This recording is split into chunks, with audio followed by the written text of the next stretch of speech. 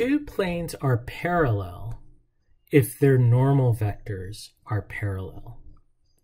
Let's say we have these two planes. Here's plane 1 with the normal vector given by n1. And let's say we have another plane that's parallel to plane 1. Its normal vector will also be parallel to plane 1. And we can have a third plane parallel to the first two. And in this plane, I'll just go ahead and signify that the normal vector is going straight down, or not straight down, but on the opposite side of the plane as the previous two. I'm indicating that because two planes are parallel if their normal vectors are in the same direction, and for planes n1 and n2, we would say that they're anti-parallel because their normal vectors are in opposite directions. But that's really I don't want to say it's an arbitrary description. It's just based off of how we defined the normal vector for plane 3. Based off of this normal vector for plane 3, plane 1 and plane 3 are anti-parallel, what that just means is the normal vectors lie on the same line but in opposite directions. Normal vector for plane 1 goes in that direction. Normal vector for plane 2 goes in the opposite, or plane 3 rather, goes in the opposite direction. Those two planes, or those three planes, will never intersect because the angle between the normal vectors are either 0 or 180 degrees. The planes won't intersect. Now, two planes will intersect if their normal vectors are not along the same line. So, for example, let's say we have two intersecting planes represented here. Plane 1, and here let's just do this so we could see the back of that plane. Plane 1 has a normal vector that goes off in that direction, and plane 2 has a normal vector that's vertical. These two planes have a line of intersection because the normal vectors are neither parallel nor anti-parallel. In other words, they don't lie along the same line. Well, two planes that are perpendicular. One other thing. Notice there is a line of intersection between these two planes. So for two non-parallel planes, there will be a line of intersection that can be described. Now that's different. Remember when we were just dealing with two dimensions and we had a line passing through a plane, and I guess this doesn't have to be two dimensions, but planes themselves have basically two dimensions in and of themselves, a length and a width, if you want to call those dimensions. Well, a line passing through that plane has an intersection at a single point, while two planes, since they have normal vectors that are not on the same line, instead of there being a point of intersection, there is a line of intersection. Two planes that are perpendicular to each other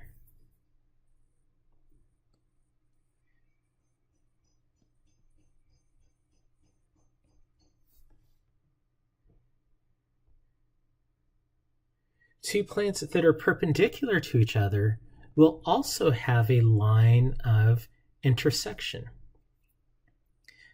Now, we've learned about vectors when they are parallel and vectors when they are perpendicular. Can you remember two mathematical operations that we can do to find the angle between planes? Or better yet, is there a mathematical expression that would allow us to determine whether two planes are parallel? Is there a mathematical expression that would allow us to determine where two planes are perpendicular? The answer is yes.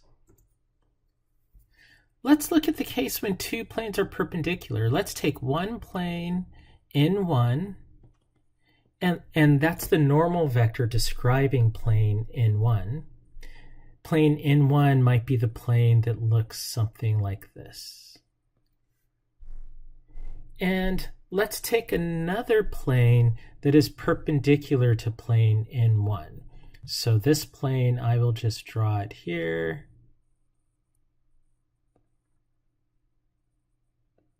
And this plane is perpendicular to n1. Its normal vector, it has a normal vector looking like that. These two planes are perpendicular if their normal vectors are perpendicular. And remember, the cross product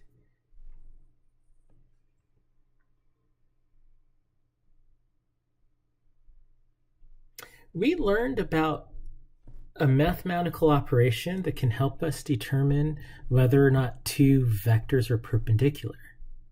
And that operation is the dot product between the two vectors.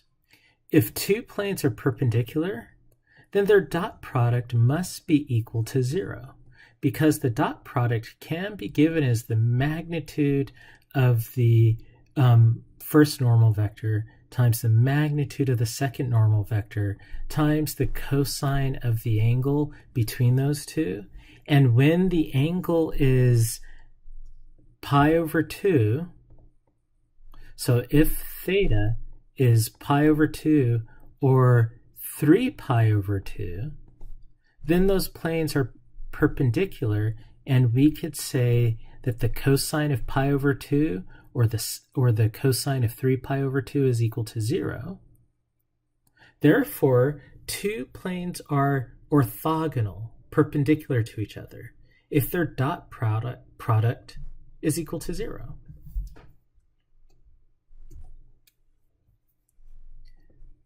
What about two planes that are parallel to each other? This is the normal vector for plane 1. This is a normal vector for plane 2. Well, earlier we learned that two vectors that are parallel, their cross product will be equal to 0. So let's look at this. Let's look at the magnitude of the cross product between the normal vectors of these two planes. We have learned that the magnitude of the cross product between two vectors is equal to the product of the magnitudes of those vectors times the sine of the angle between them, where the angle is some angle between 0 and pi.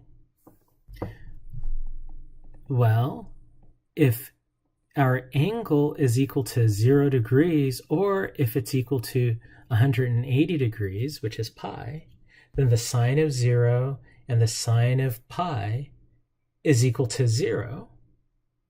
Those two vectors are parallel if that angle is 0 or 180 degrees. So what that means is two vectors are, or two planes are parallel if the magnitude of their cross product is equal to 0.